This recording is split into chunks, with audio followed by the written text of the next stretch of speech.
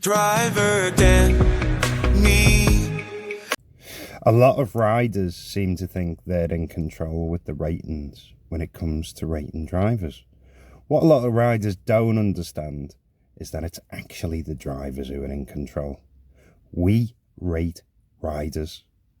Now, it's an unwritten rule amongst many drivers that if the rider, you guys, have less than 4.5 rating, we will strongly debate whether it's worth picking you up or not.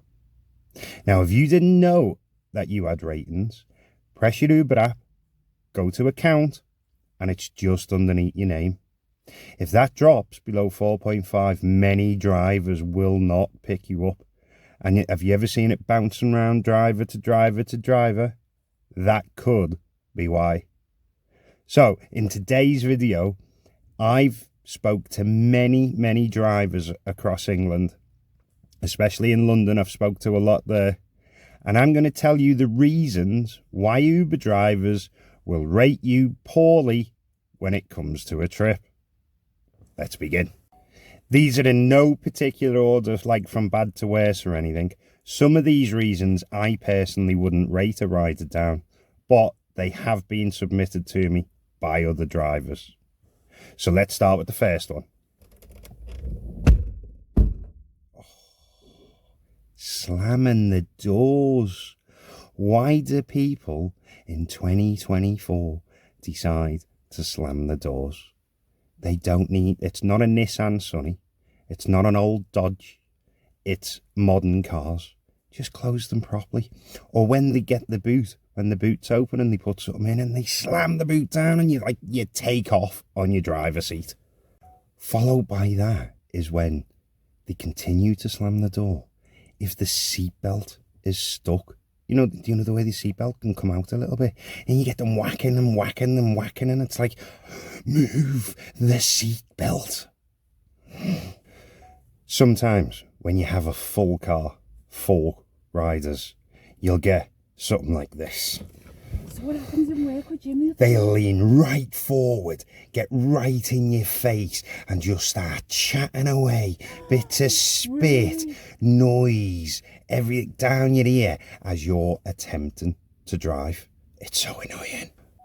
Or this one, where they're coughing, sneezing, and bits of nastiness coming from behind them. They're like, oh, I didn't want to get the bus because I got a cold. But they're continuing to cough and sneeze.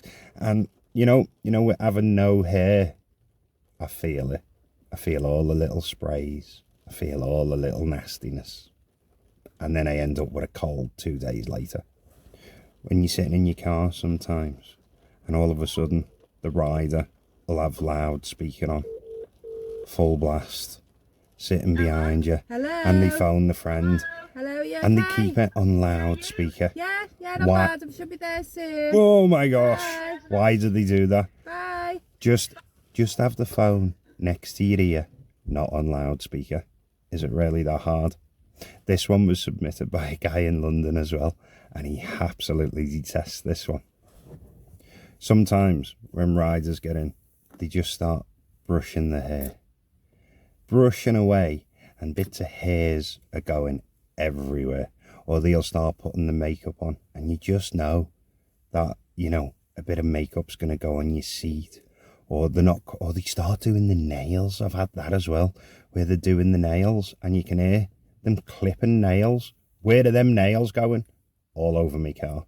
This is definitely one of them things that you would rate a rider low for. Or as they get in and they realise they've got hairs on the pants and they start wiping. They just start, oh, hairs on me pants. I'll wipe this off all over your valeted car. And then you can do it again. Even since before COVID, one of the big things that drivers don't appreciate is being touched. They tap you on the shoulder, or the rider will make a joke, thinks it's hilarious, and then shoves you forward like, ah. No, you don't touch the driver under any circumstances. It's really not appreciated. We get that you're having a laugh, having a joke, this, that and the other. But there's no need to make contact with us. If that was the other way round, we'd get in trouble. Some riders seem to think that they've got an entitlement to do whatever they want. So while they're sitting in the back of your car, they'll pull out the phone and they'll be like, Can I connect my phone to your car? no, you can't. Oh, God, can I connect my phone to your car? No.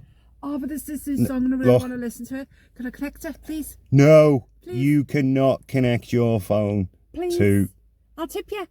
Please. No! You pull up at a rider's house and she gets in the car. You turn round, you greet her, you go, hey love, you okay? Or, hey, you're okay? Nothing. Absolutely nothing from her. You drive along, you try another, how's your day been? Not a word. Then you get to her destination and you turn round, park up, turn round, go to say they're out the car. They don't even acknowledge you. That's potentially the rudest thing, and this is one that I mark customers down for. Don't go as far as one, but I certainly mark them down. So you're driving along, you've picked someone up from a club or a party, and then it's all quiet, and all of a sudden you hear this coming from the back. You know full well now that rider has been sick everywhere. That's it, you're done for the day. You're going to lose money on your valet, you're going to lose money on your time and your effort, and you'd have to put up with the smell. Now, Uber does have a policy where they will charge the rider the cleanup, which I think is brilliant. But at the end of the day, I'd sooner not have any of that. But it's definitely a reason why you would get a 1 star from 99.9% of drivers. Nearly every Uber has got 4 doors. If it's safe to do so, I don't understand why people are not using them. And they shuffle across your car, totally shaking the car, kicking the back of the seat, grabbing onto your seat and moving it up and down. Just use me 4 doors, that's what they're for. Sometimes the hygiene of riders are really bad. They'll get in your car and they will absolutely stink. You have to put the windows down. You're choking. If they're sweaty, you can taste it on your mouth. You like that for, do you know what, right? It's £1 in most shops for a cheap can of deodorant. That's all it takes. Just spray a bit on you before you get in. Also on that note, if anyone passes wind in my car, instant 1 star.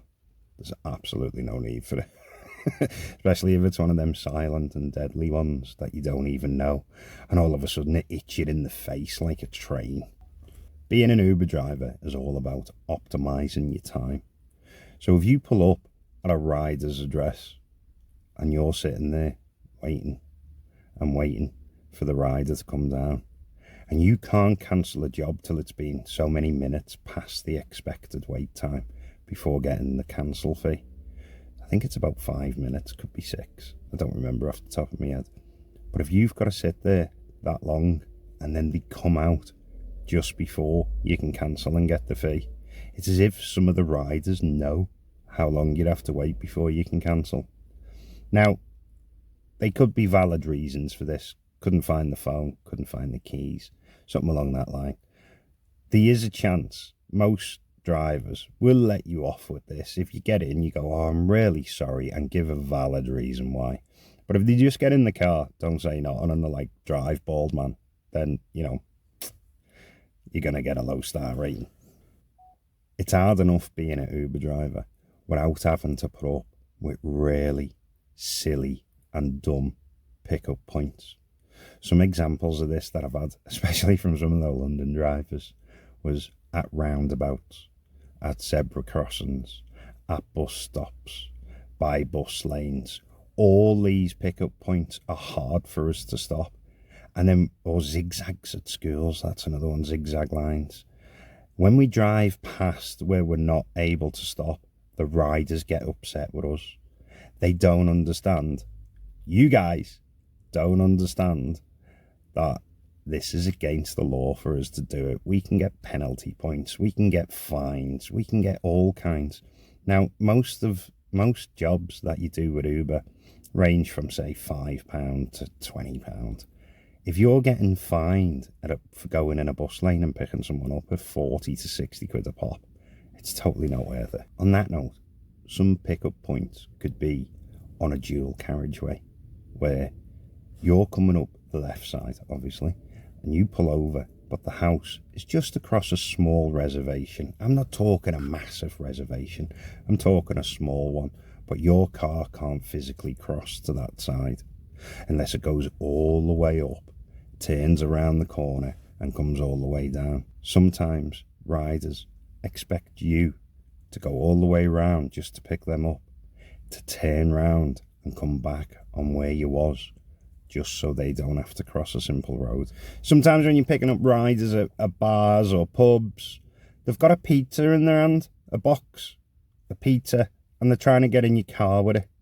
And it absolutely stinks. And there's, they'll try and slyly eat it as well.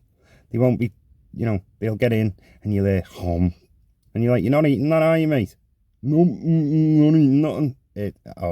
Or another one is when they try and get in your car and they're heading towards your car with an open glass beer that they've just come out of the pub with because they don't want to waste the money. As if, as a driver, we're going to let any rider get in our car with open food like that. I had one the other day, a glass of wine. She tried to get in with, and then I got called all kinds of names because I wouldn't let her in my car with a glass of wine. This next couple kind of goes together. So they'll get in it. Do you mind if a vape? Yes, I do mind if you vape. But then you'll see a big, massive, glowing blue light, and you'll smell cherry. So not only have they asked, can they, and you've said no, they then do it anyway, which is breaking the law. This is our workspace by law, and you're not allowed to vape, smoke, drink, all that. They'll continue, and you're like, you decided to vape anyway? No, I'm not. And then the big glowing blue light comes back again. I've also had some riders attempt to do illegal substances in the back of my car, and they've asked first, do you mind if I have a line? A what? Absolutely not. No, do not do it. What about a balloon? A what? No. Whenever a rider, you guys, book an Uber, it shows you on that booking the route and how much it's going to cost. That exact route that you've paid for gets transferred to the Uber driver's set. We then follow that route. Now, if we go off route, we get a message off Uber asking us, is everything okay? You've been there a long time. Things like that. So we stick to the route that's given. Now, sometimes a rider will give us a better route. I'm not saying all's bad, but this is about why you get rated bad. It's when they give us a route that lands us in traffic, heavy traffic that we were trying to avoid, but they insisted on going. Or they'll give us a route that they've got wrong and go, oh no, it wasn't this road, it was the next one. A lot of the time when people get in the car, they'll come in with a bottle, or they'll buy a vape pen at the shop or whatever. You'll find all that rubbish in your car when they've gone. So when you quickly look around, you have to beep your horn, shout them back. But sometimes you don't notice it, and the next rider will get in and go, oh, do you know there's a drink bottle here? Oh, do you know there's an empty packet of crisp here? Or whatever they've slyly done, an empty chewy wrapper, that type of thing. They will also be marked down for that. Sometimes a couple will get in the back of the cab and you'll hear them start kissing and then attempting other things they should not be doing in the back of a cab in front of a stranger. Now, you might think this doesn't happen, but it does. It's happened to me multiple times.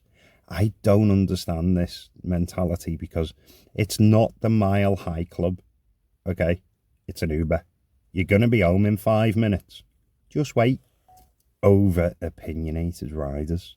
When they get in your face on a subject that they're passionate about, but you mightn't give two monkeys about.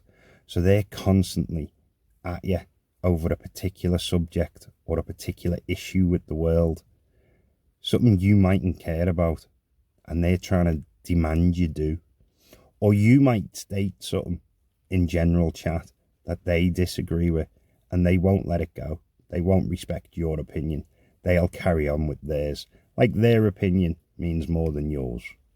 This type of behaviour I've got no tolerance to. I'm all for a good debate with a customer. But don't force your opinions and beliefs on me. I won't do the same to you. Okay, guys, so that's pretty much most of the reasons that was submitted to me by multiple drivers. Two drivers had to have agreed on the same reason before I put it in this video. If two drivers or more, never, then I wouldn't have. This research has come from up and down the country. It's not just here in Liverpool. Now, I'd like to thank my wife. That was my wife dancing around at the back telling me to put Bluetooth on. Do you know what the funny thing is? She didn't need to act out most of that, because that's what she's like anyway. She can easily get in the car and ignore me. She can easily put a Bluetooth on. No, I'm joking. If you've enjoyed the video, give us a like, give us a sub, and catch you in the next one.